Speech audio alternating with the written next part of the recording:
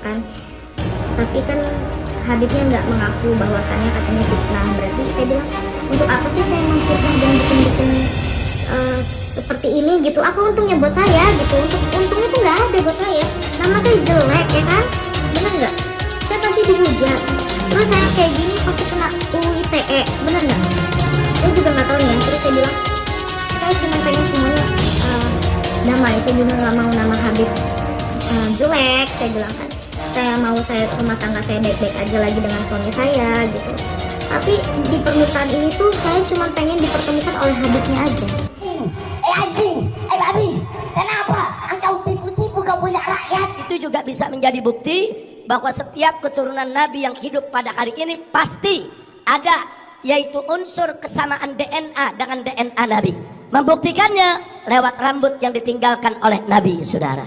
Alhamdulillah. Jadi kalau Habib palsu ketahuan tuh kalau diperiksa. DNA Nabi kemana? Ada DNA-nya.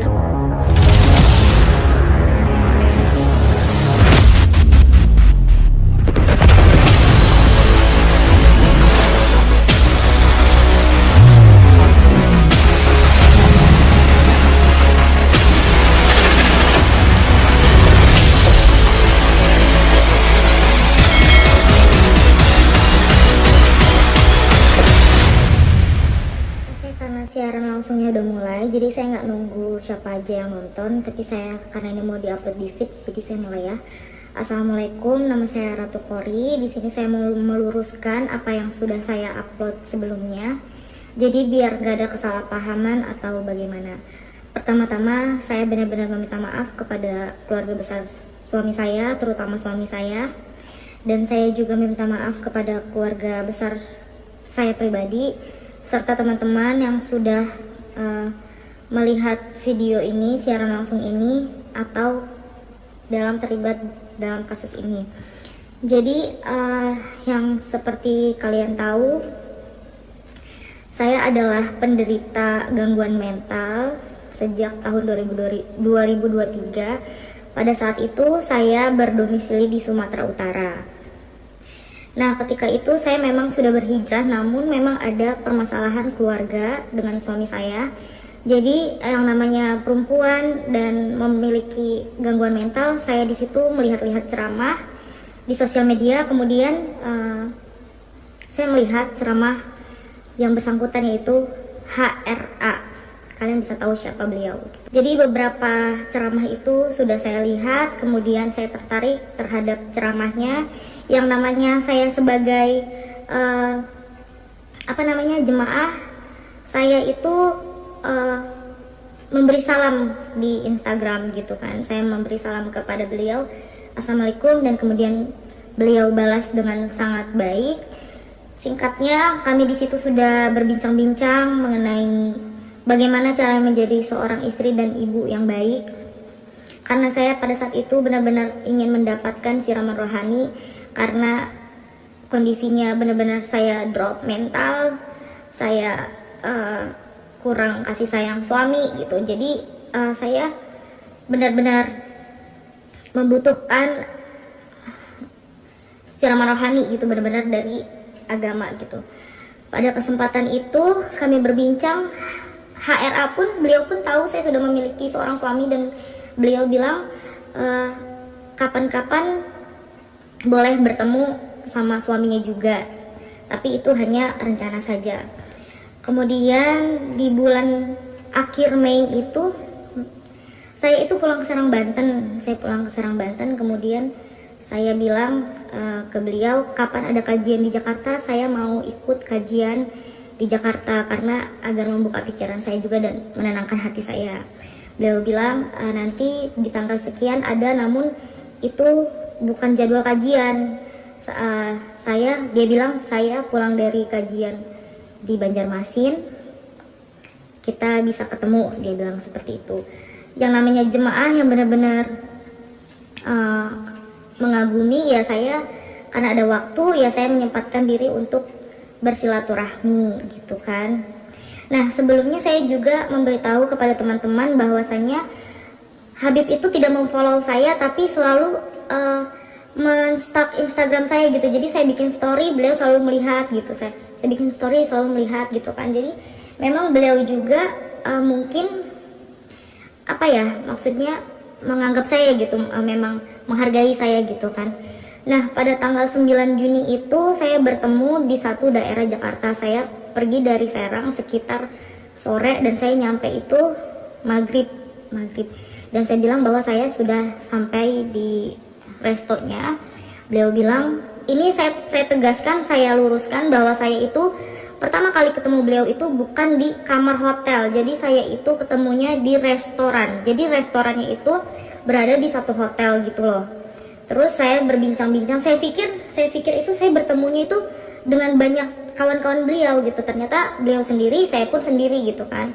Di situ pun kami berbincang-bincang, di situ banyak orang yang melihat juga bahwa kami ngobrol tidak ada penyimpangan sama sekali. Beliau duduknya benar-benar jaraknya jauh dengan saya.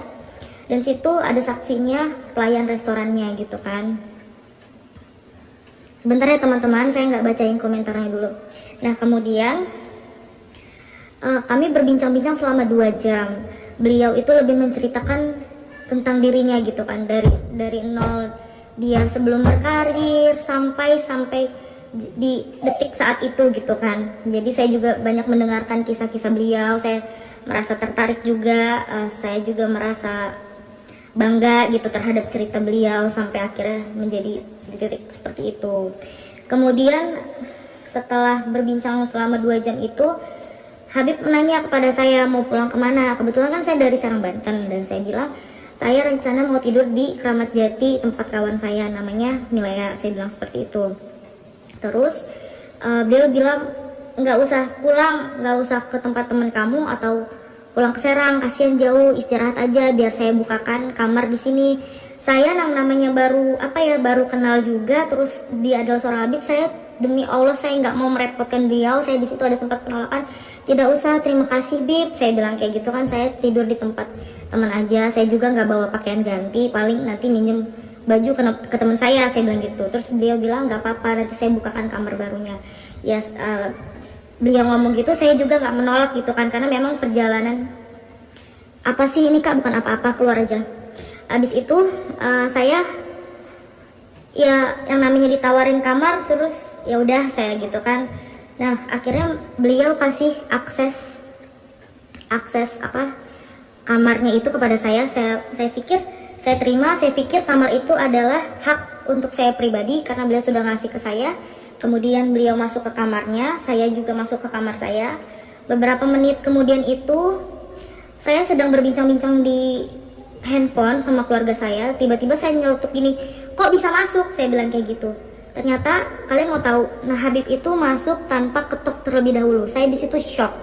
Berarti dia memegang satu aksesnya. Berarti ada kan di hotel itu ada yang dapat 2 akses, ada yang cuma 1 akses.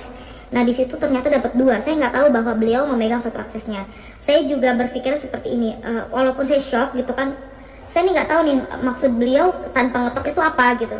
Kalau saya di situ posisinya lagi ganti baju, tiba-tiba beliau masuk, gimana perasaan kalian? Pasti shock juga dong. Jadi di situ, tapi di situ untungnya saya nggak lagi ganti baju atau bagaimana ya. Dan saya juga tahu diri itu kamarnya beliau gitu kan, beliau yang bayar gitu. Ketika itu pas beliau masuk ya saya persilahkan bahwa ini bukan sepenuhnya kamar saya persilahkan beliau untuk duduk di kursi yang berbentuk sofa gitu. Nanti ada fotonya kursi gitu. Beliau duduk di situ, saya duduk di kasur. Saya juga benar-benar menjaga jarak.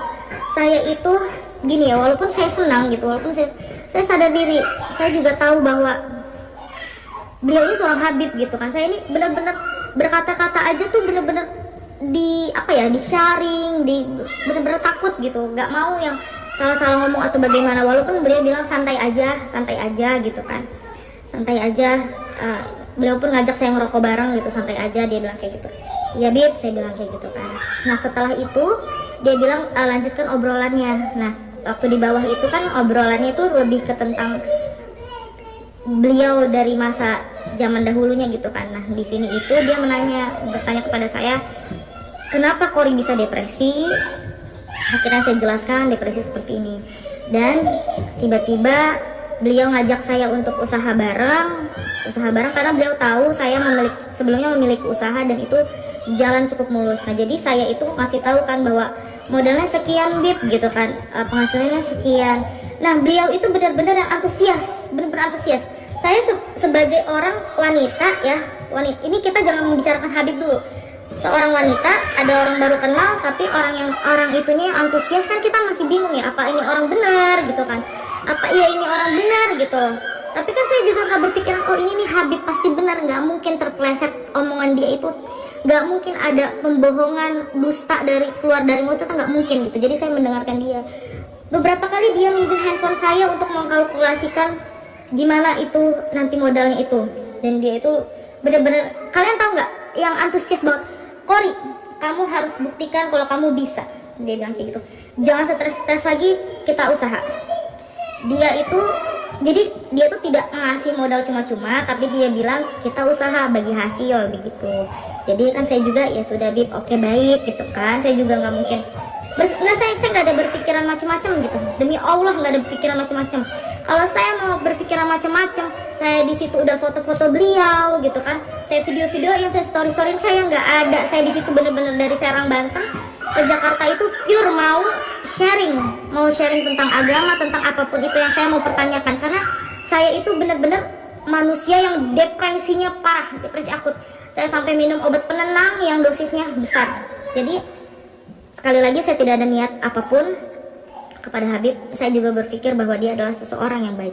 Setelah beberapa menit ngobrol itu ya, Habib menawarkan untuk gini, apa kamu gak mau peluk saya? Saya bingung gini. Enggak Bib, makasih, saya risih, saya bilang kayak gitu. Enggak apa-apa, mumpung kita lagi ketemu, dia bilang kayak gitu kan. Akhirnya terjadi dipeluk, terus saya dicium keningnya, abis itu saya direbahkan. Sebenarnya gini ya, saya tuh nggak mau menceritakan detailnya, karena itu kalau misalkan dibutuhkan untuk suatu saat nanti dibutuhkan untuk di proses hukum atau bagaimana baru saya ceritakan. Jadi kalau untuk dikonsumsi publik ini saya nggak mau menceritakan detailnya. Yang pasti terjadilah gitu. Saya juga sudah 3 kali penolakan. Saya bilang penolakannya dalam bentuk seperti ini ya. Saya bilang kan saya risih, tidak mau, jangan sampai gitu. Saya bertanya seperti ini. Apakah Habib sering seperti ini kepada cewek-cewek yang lainnya? Saya bilang seperti itu. Itu dasar penolakan saya ya. Secara bukan saya bilang jangan Habib, jangan, nggak mau. Memang mungkin salah saya di situ. Saya nggak langsung memberontak atau bagaimana. Tapi saya ini masih menjaga dia tuh seorang Habib. Saya tuh pengen menolong juga secara halus gitu ya, gitu. Paham nggak? Saya menanya sampai 3 kali. Apa Habib sering melakukan seperti ini? Aku bilang seperti itu kan. Dia bilang sumpah demi Allah, lillahi ta'ala saya tidak pernah melakukan ini. Akhirnya sudah terjadilah seperti itu. Tidak berlangsung lama sudah ya. Kalau ditanya apakah saya menikmati atau enggak, tidak sama sekali, karena di situ benar-benar saya merinding, semerinding-merindingnya. Dan ya sudahlah, saya tidak bisa berkata-kata. Setelah kejadian itu lanjut ngobrol lagi, tapi beliau itu merasa seakan-akan tidak terjadi apa-apa gitu. Saya kan bengong ya. Astagfirullah gitu dalam hati saya ini pengen jadi orang bener loh gitu. Saya ini di sini niat datang nih nggak mau begini loh gitu loh. Ngerti, paham nggak sih kalian? Tapi beliau meyakinkan saya lagi. Udah Kori, mulai saat ini kita bangkit. Doakan Habib, minggu depan kita buka usahanya. Ajak suamimu, dia bilang kayak gitu. Padahal aku udah bilang, aku udah gak baik-baik lagi sama suamiku, aku bilang kan. Tapi Habib bilang, ajak suamimu. Setelah apa yang dia lakukan kepada saya, dia bilang, ajak suamimu. Saya sebagai orang yang sudah maaf-maafnya sudah dipakai, wajar dong saya bertanya, kenapa harus sama suami saya? Bukannya saya sudah seperti ini ya sama Habib gitu kan. Dia bilang, jangan Kori, lebih baik kamu membuka usaha ini bareng-bareng sama suami kamu. Saya mau kamu dengan suami baik-baik saja, saya juga mau baik-baik saja dengan istri saya. Saya mau di lain kesempatan, saya mau ngenalin kamu ke istri saya bahwasannya kamu adalah seorang jemaah yang saya percayakan untuk berbisnis dengan saya. Beliau bilang seperti itu. Dan saya bingung, kok maksudnya gimana Bib? Kita selingkuh di belakang apa bagaimana? Ya kurang lebih seperti itu ya, kalian paham. Dia pengennya saya baik-baik aja dengan suami, dia pun sama istri begitu, tapi di lain waktu kalau kita berjumpa ya seperti itu lagi gitu. Saya merasa astagfirullah dalam hatiku kan, tapi yaudahlah namanya. Di situ kita menyerap apa yang kita dapat, tapi kita diam aja dulu karena di situ kan Habib masih baik.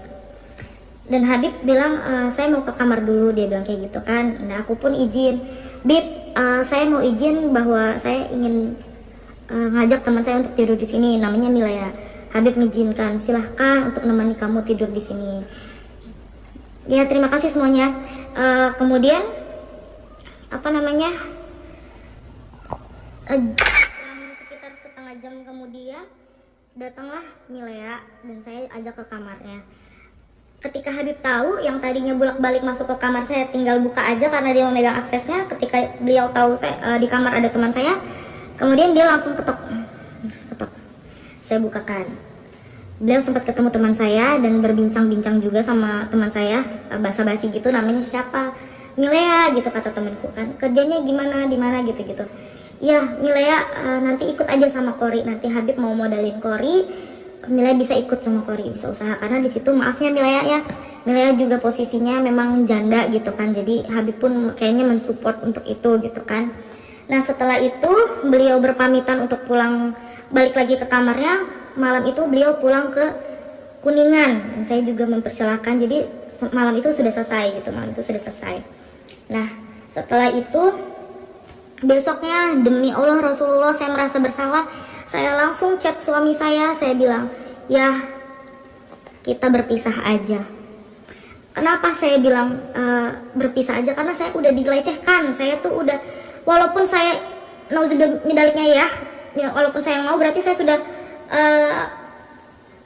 melukai hati suami saya dong gitu ya, menduakan dia.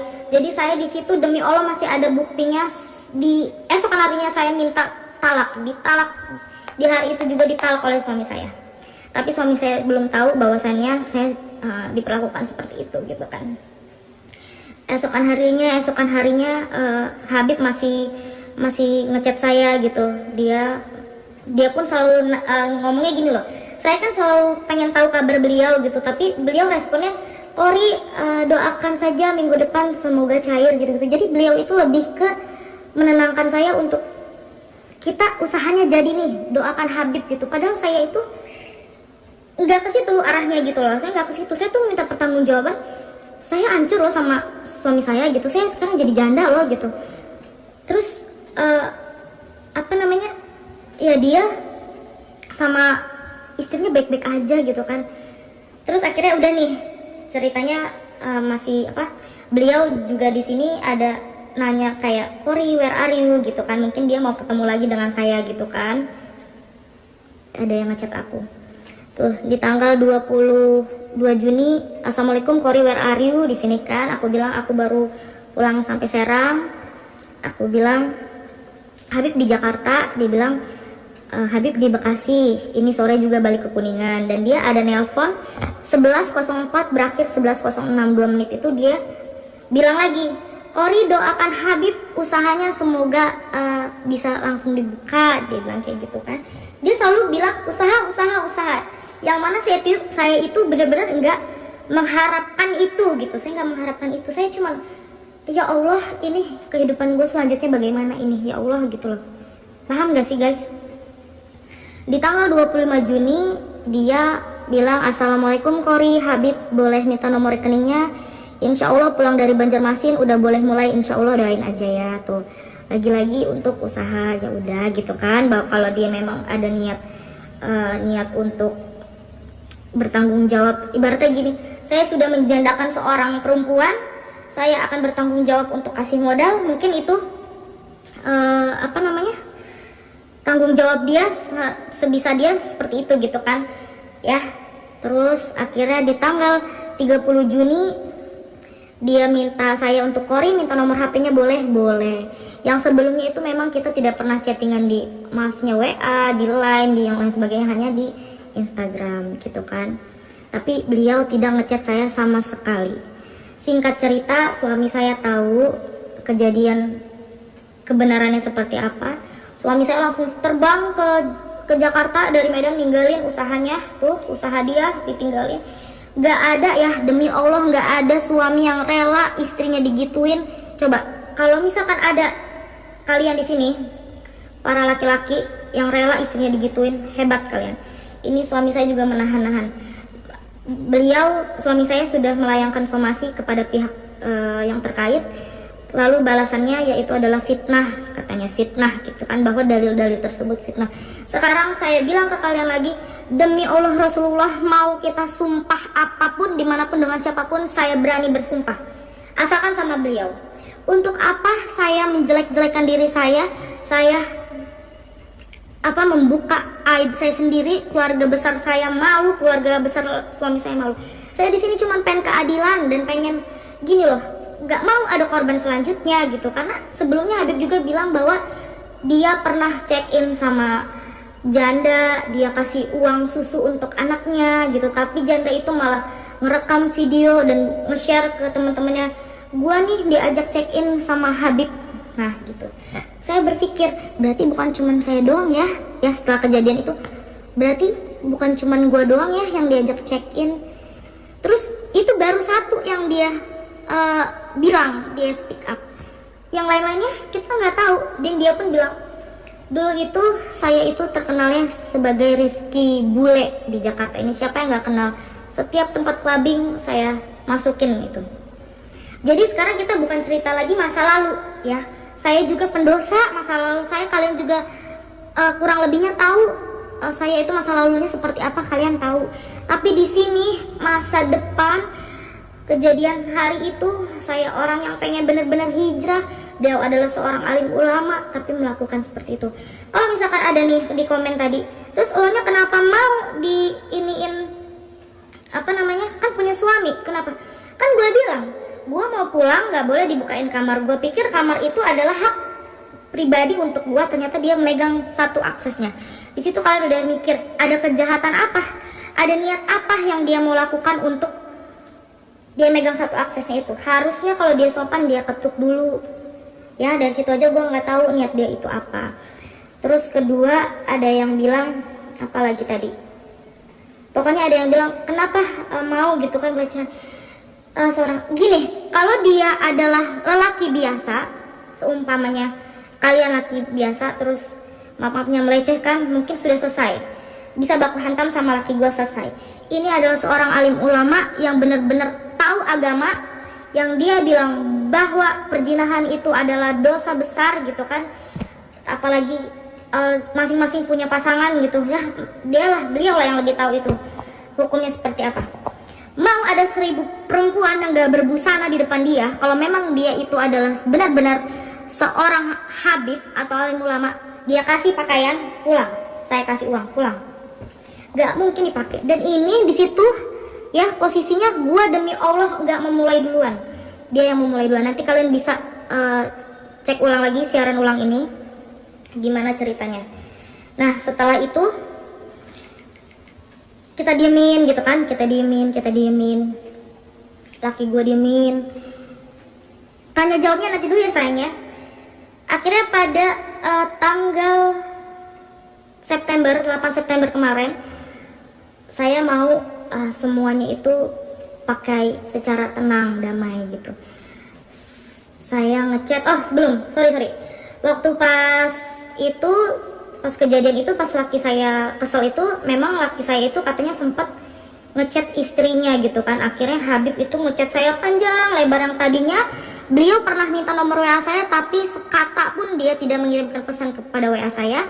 Ketika laki saya udah ngasih tahu ke bininya itu, ke istrinya, dia nelponin saya panjang lebar. Dia berkata-kata, suami kamu DM istri Habib begini. Maksud saya, jadi WA saya itu cuman diperlukan saat itu aja. Yang sebelumnya dia sudah save, sudah lama gitu kan. Jadi sudah ya, masalah WA itu, masalah yang lainnya sudah selesai. Tanggal 8 September, saya ngechat adminnya. Saya bilang, saya mau menyelesaikan permasalahan ini. Karena bagaimanapun juga saya itu yang benar-benar dirugikan. Sampai detik ini saya nggak dapat nafkah dari suami saya. Anak-anak saya itu saya yang nafkahin, saya yang cari uang sendiri. Tapi Habib sampai detik ini dia masih ceramah di mana-mana gitu, orang percaya sama dia gitu. Dia masih baik-baik aja sama istrinya. Nggak bisa di tag Rizka Sahab itu udah ngeblok aku, jadi dia nggak bisa ngelihat postingan aku ataupun siaran langsung aku ya beb. Jadi di tanggal 8 September itu adminnya bilang apapun yang berhubungan dengan Habib Rifki tolong disampaikan di kuasa hukumnya gitu. Saya chat, ini namanya Bang Imam ya, sebagai lawyer Habib. Terus di sini saya biasa, saya beri salam, saya perkenalkan diri saya, dan beliau bilang, baik Mbak, pokoknya apapun yang berkaitan dengan Habib silakan disampaikan ke kami terlebih dahulu. Itu tanggal 8 ya. Dan tanggal 8 kita sempat teleponan ya. Keesokan harinya ini Bang Imam itu ngechat saya, katanya kalau siang ini kita bertemu di daerah Taman Mini gimana? Ntar tempatnya saya kasih tahu. Ada itikat baik untuk bertemu dengan saya ya kan. Jadi tanggal 9 itu kami bertemu di Taman Mini. Mereka berempat, salah satunya adalah Bapak Raden Reja kalau tidak salah. Dia yang meluruskan kasusnya Vina Cirebon kalau tidak salah ya. Jadi saya pikir Habib ini ada niat baik karena sudah ibaratnya maksudnya kuasa hukumnya berempat, saya sendiri. Saya di situ menjelaskan segala macam. Saya bilang mereka bertanya apa sebenarnya tujuannya untuk ini. Saya bilang saya butuh keadilan aja sih gitu kan. Tapi kan Habibnya nggak mengaku bahwasannya katanya fitnah. Berarti saya bilang untuk apa sih saya memfitnah dan bikin seperti ini gitu? Apa untungnya buat saya gitu? Untungnya tuh nggak ada buat saya. Nama saya jelek ya kan? Bener nggak? Saya pasti dihujat. Terus saya kayak gini pasti kena UU ITE. Bener nggak? Saya juga nggak tahu nih ya. Terus saya bilang saya cuma pengen semuanya damai. Saya juga nggak mau nama Habib jelek. Saya bilang kan saya rumah tangga saya baik-baik aja lagi dengan suami saya gitu. Tapi di permintaan ini tuh saya cuma pengen dipertemukan oleh Habibnya aja. Pertemukan Habib dengan suami saya, udah itu aja. Poin-poin selanjutnya entah bagaimana nanti setelah poin 1 itu terlaksanakan dulu. Pihak mereka mengiyakan ya. Pihak mereka mengiyakan, lalu kemudian sudah ceritanya berbincang-bincang lama sekali ya. Sekitar beberapa jam akhirnya sudah mereka pulang segala macam. Akhirnya kan saya juga butuh kepastian nih, saya nggak mau ketemu pengacaranya cuma gitu aja, buat apa? Sia-sia dong, mulut gue sia-sia dong ngomong kayak gini, ngapain gitu kan. Akhirnya aku nanya lagi nih gimana kejelasannya segala macam, ternyata tetap digantung. Dia bilang nanti saya sampaikan kepada Habib gimana gini. Buat apa sih kalau gitu datengin 4 pengacara itu buat apa kalau ujung-ujungnya sama aja. Terus di sini juga saya udah bilang kok, saya ini sebelum speak up ini saya udah bilang ya, saya udah bilang saya tegaskan lagi, ini bukan ancaman tapi ini penawaran. Kalian memilih untuk menyepelekan saya dan memilih untuk poin terakhir, terima kasih. Jadi saya ini di sini kalau misalkan nanti dibilang saya pencemaran nama baik atau segala macam, saya nggak terima karena ini saya sudah banyak buktinya. Saya udah bilang saya penawaran secara baik-baik aja, ayo ditemuin gimana. Sekarang jangan ngebahas sebagai Habib deh, sebagai laki sama laki, ketemu aja dulu gitu. Lu ibaratnya di situ, lu minta maaf, lu ngakuin lu minta maaf nih, ya. Abis itu lu mau berantem kayak di situ terserah gitu. Yang penting lu udah mengakui bahwa lu tuh salah. Tapi di situ dia malah bilang bahwa itu adalah fitnah. Weh, ngapain gue fitnah-fitnah? Oke. Jadi terakhir ini itu makanya gue speak up itu karena dari pihak merekanya benar-benar udah nggak mau lagi gitu ya. Jadi gue itu nggak mau ngomong kayak gini, nggak mau ada korban selanjutnya lagi.